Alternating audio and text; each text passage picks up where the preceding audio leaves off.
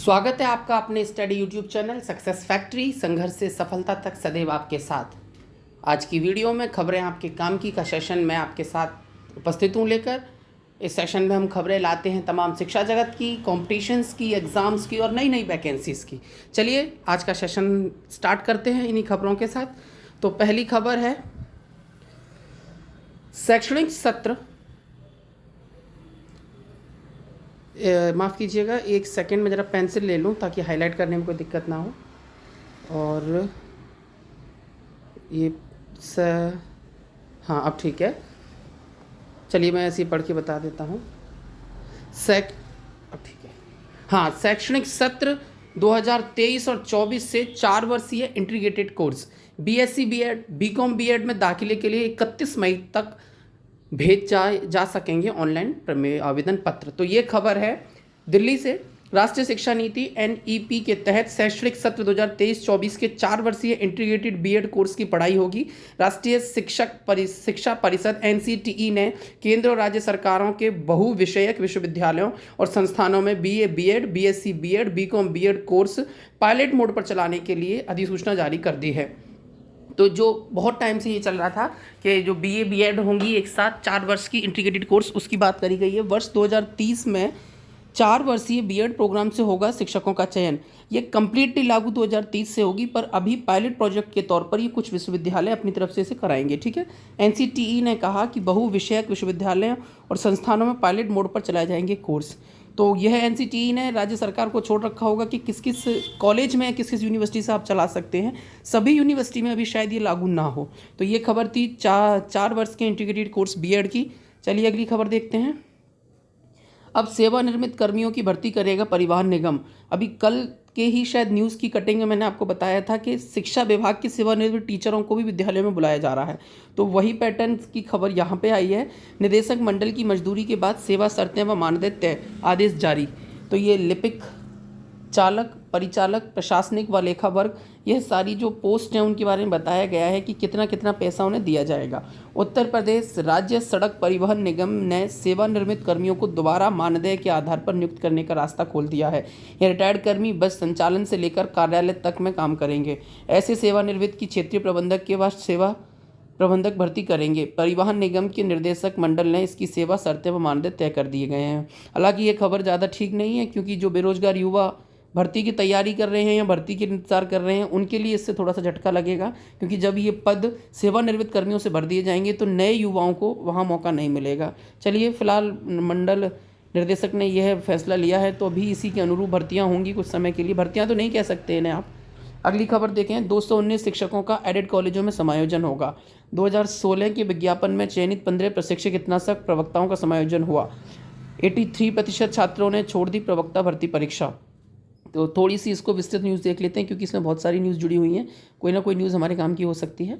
तो सबसे पहले देखिए, प्रदेश के सहायता प्राप्त माध्यमिक विद्यालयों में चयन के बावजूद विभिन्न कारणों से कार्यभार ग्रहण नहीं कर सकने वाले 219 शिक्षकों का समायोजन आदेश जारी हो गया है।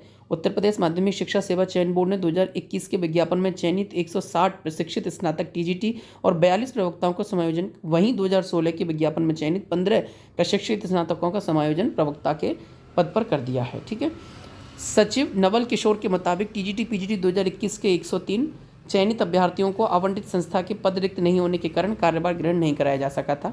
इसी वजह से अभी उन्हें कार्यभार ग्रहण करने का मौका मिल गया। अभी कल ही के दिन उत्तर प्रदेश लोक सेवा आयोग की ओर से रविवार को लखनऊ में 4 केंद्रों पर आयोजित राजकीय आश्रम पद्धति इंटर कॉलेज की प्रवक्ता भर्ती 2021 की मुख्य परीक्षा हुई, जिसमें 83% अभ्यर्थी उपस्थित हुए। परीक्षा 2 सत्रों में हुई, 9:30 से 12:30 और दोपहर 2 से शाम 5 बजे तक की। परीक्षा नियंत्रक अरविंद मिश्र ने कहा कि पंजीकृत 1473 अभ्यर्थियों में से पहली पाली में 1230 अभ्यर्थी और दूसरी पाली में 1228 अभ्यर्थी शामिल हुए। ठीक है, तो यह खबर थी 219 शिक्षकों की। और ये जो कल आश्रम पद्धति का पेपर हुआ है उसमें बताया गया है कि 83% स्टूडेंटों ने उपस्थिति दर्ज कराई है।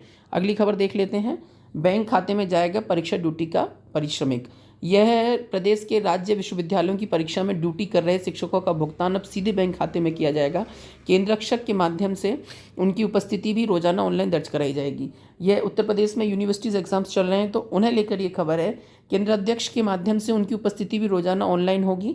कमेटी ने परीक्षा व्यवस्था में सुधार के संबंध में और भी कई सुझाव दिए हैं। तो ये अच्छी न्यूज़ है, क्योंकि पहले ड्यूटीज़ की जो परिश्रमिक है वो पारिश्रमिक बहुत लेट आता था। राज्यपाल आनंदीबेन पटेल के निर्देश पर सभी विश्वविद्यालयों पर व्यवस्था लागू की जा रही है। व्यवस्था में यह बदलाव एक सदस्यीय कमेटी की सिफारिश के आधार पर किया गया है और ये नई व्यवस्था के तहत परीक्षा के लिए विश्वविद्यालयों के द्वारा महाविद्यालयों को दी जाने वाली जो धनराशि है उसको भी बताया गया है। अब विश्वविद्यालय द्वारा परीक्षा के लिए विभिन्न महाविद्यालयों को उनके यहाँ स्थापित परीक्षा केंद्र पर आवंटित परीक्षार्थियों की संख्या और प्रति परीक्षा के लिए निर्धारित दर के आधार पर गणना करके केंद्र व्यय की पूरी धनराशि परीक्षा से पहले ही एक मुश्तैद दी जाएगी। ये बहुत अच्छा है, क्योंकि यूनिवर्सिटीज़ में ड्यूटी देने वाले, एग्जाम्स में ड्यूटी देने वाले जो टीचर्स होते हैं उनको पैसे के लिए बहुत इंतजार करना पड़ता है। एक तो राशि बहुत कम होती है और उसके बाद वेट बहुत करना पड़ता है। तो ये बड़ी अच्छी खबर है कि अब ऐसे टीचर जो यूनिवर्सिटी एग्जाम्स में ड्यूटी देंगे उनको जल्दी से उनका पेमेंट मिल जाएगा। चलिए अगली खबर देखते हैं।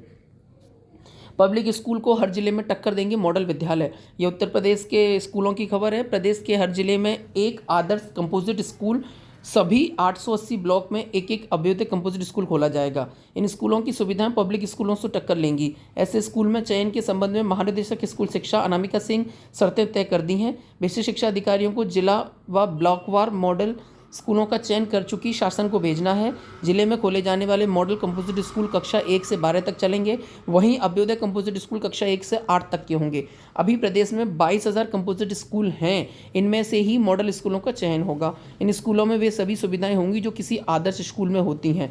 और चलिए, प्राइवेट स्कूल्स को टक्कर देने के लिए सरकारी स्कूल्स अच्छे हो जाएं। जैसे दिल्ली व्यवस्था हो रही है वैसे दिल्ली मॉडल पर अगर काम हो जाए तो बढ़िया है। चलिए अगली खबर देखते हैं। अगली खबर है, अब महाविद्यालयों में भी मिलेंगी पीएचडी कोर्स वर्क की सुविधाएं। महात्मा गांधी काशी विद्यापीठ ने जिले के महाविद्यालयों को दी अनुमति। ये स्पेशल वाराणसी की खबर है।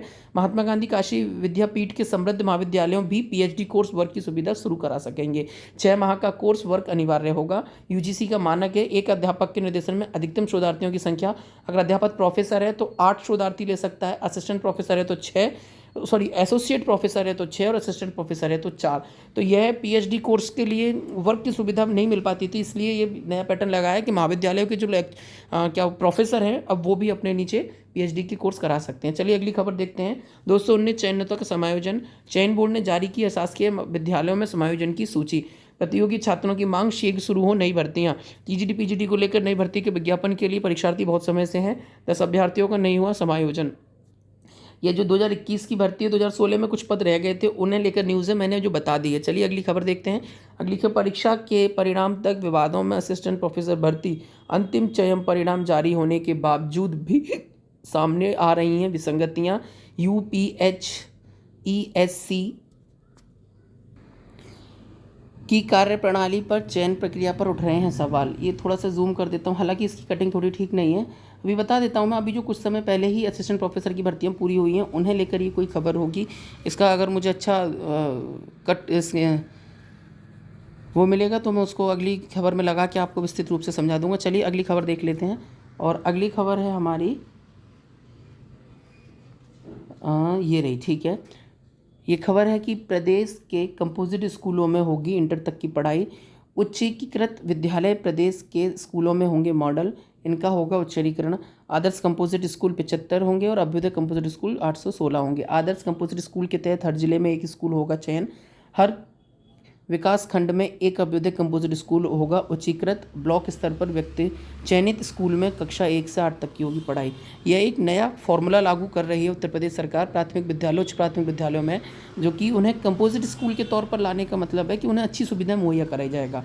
उसी में से आदर्श कंपोजिट चुन लिए जाएंगे और मॉडल स्कूल की तरह ही ये काम करेंगे। ये सारी फैसिलिटीज़ होंगी जो अच्छे प्राइवेट स्कूल्स में होती हैं वो सब, ठीक है। अगली खबर देखते हैं। अगली खबर है हमारी, पब्लिक स्कूलों को हर जिले में टक्कर देंगे मॉडल स्कूल। ये खबर अभी हम पढ़ चुके हैं। और उसके बाद की खबर, ये बड़ी अच्छी खबर आई है कि लेखपालों के 4000 पदों पर जल्द शुरू होगी भर्ती। राजस्व परिषद ने लेखपाल के खाली भर्ती के पद को प्रस्ताव मांगा है। मंडल आयुक्त चयन वर्ष 2020-21 और 21-22 में रिक्तियां संबंधी जानकारी निर्धारित 3 मई तक परिषद मुख्यालय पर उपलब्ध कराने को कहा है। करीब 4000 पद रिक्त बताए जा रहे हैं। इनमें से 417 पद प्रयागराज में ही हैं।